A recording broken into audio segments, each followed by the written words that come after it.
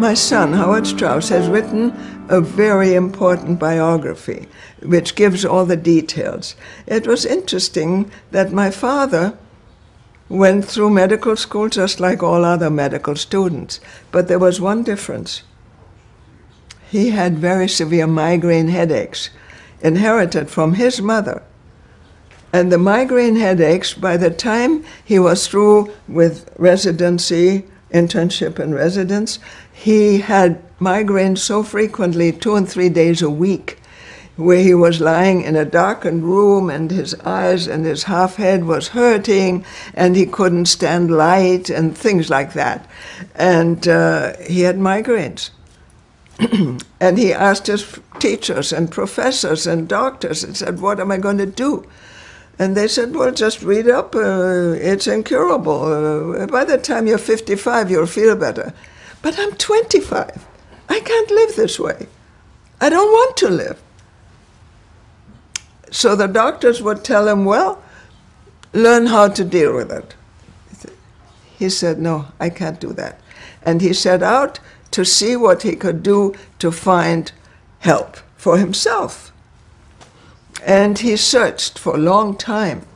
And he went to other doctors and teachers and professors and universities, and he subscribed to all kinds of medical journals and even foreign ones. He had them translated and things like that. And it took a long time. But one day he ran across an article in a little obscure foreign journal where a woman was describing, or the doctor was describing a patient, this woman, who had migraine headaches and changed her diet. Diet? You never heard anything about diet in medical school. This was before World War I. Diet? Never heard anything about diet. But he thought, well, I've searched and searched, I might as well try it. He finally figured out that our physical ancestors, we've got to be careful here because we don't want to step on religious toes, they use vegetarian foods. So he decided to try that. And since he lived in Germany, apples were always available. So he started with nothing but apples. And when he ate fresh apples, raw apples, grated apples, applesauce, and things like that, and drank apple juice, he was free of migraines. And then he slowly started to add things after another, one after another. And he found that if he added something that his body couldn't handle, he could have a migraine in 20 minutes. But as long as he stayed with the vegetarian foods, he was fine. He started also to eat cooked foods, and he had a problem because with cooked foods, people would add salt. And he found out that he couldn't handle salt, that it caused him a new outbreak of migraines. And so on. Little by little, he developed what he called his migraine diet.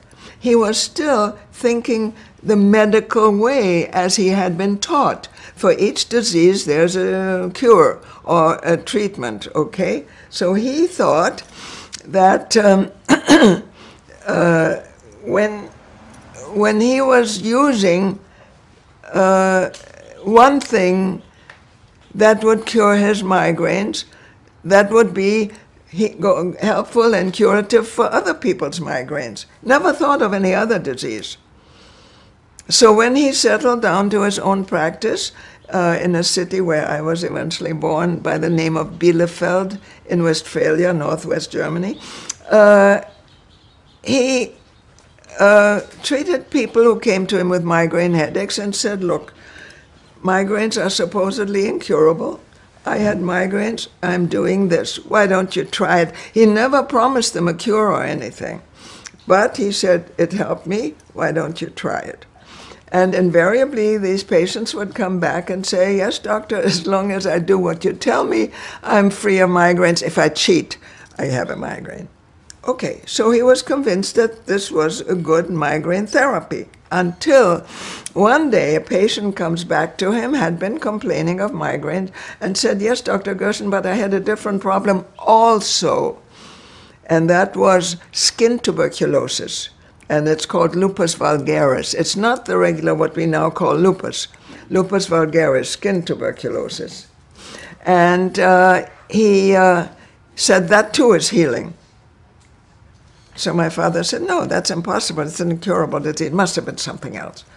No, the guy pulled out a laboratory test that those lesions, wherever they were, had tubercular bacilli in them. My father said, let me see that. He had no idea. He couldn't figure out the connection between migraine headaches and skin tuberculosis. But he saw that, yes, that was curative. It was healing. So he said, look, my shingle reads internal and nerve diseases. I don't see skin problems. Do you know others who have the problem? It's relatively rare. Sure, he said, where was in the hospital? Well, my father said, look, send me some of those patients. I'll treat them free of charge. I just want to know. He was a true experimenter and healer. When he saw something valuable, he wanted to use it also for others. So he started to treat skin tuberculosis, and sure enough, it healed. This came to the ears of the tuberculosis specialist Sauerbruck in southern Germany, in Munich. And he was treating lung tuberculosis. He was quite famous worldwide. And he was a big professor. And he wanted to see Gerson. Gerson was just a little town doctor, you know. So he actually asked Gerson to come. Those days you didn't fly. This was in the early 20s. It was an 8-hour train ride. Okay, so my father went there and they discussed it. And Sauerbruck said, okay, I'll run a test. I'll take some of the most seriously ill lupus patients, lupus vulgaris, skin tuberculosis, and if only one of them can be arrested, he wasn't even talking any further, only one of them can be arrested, I'll believe everything you say.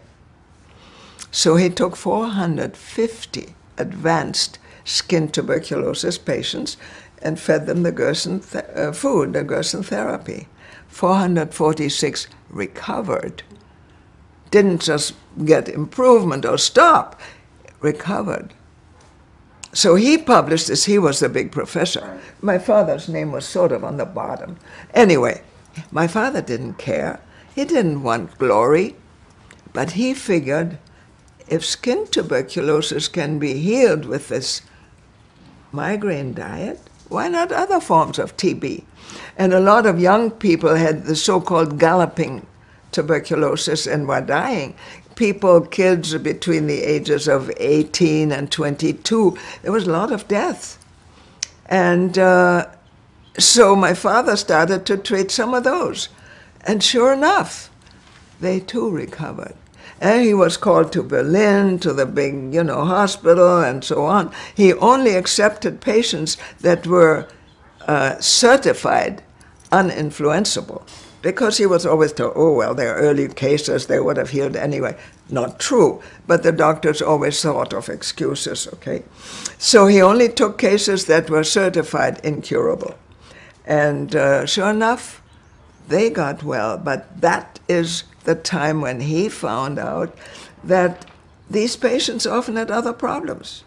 Some had arthritis, some had asthma, some had allergies, some had high blood pressure, some had kidney problems, and so on. And all these problems disappeared along with the lung tuberculosis.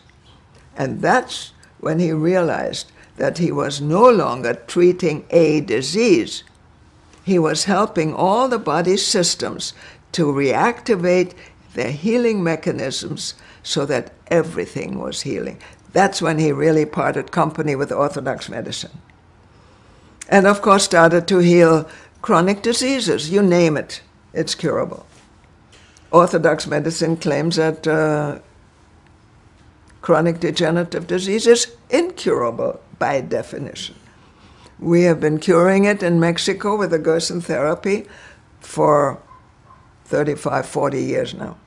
And he cured it for 35, 40 years in New York in his practice.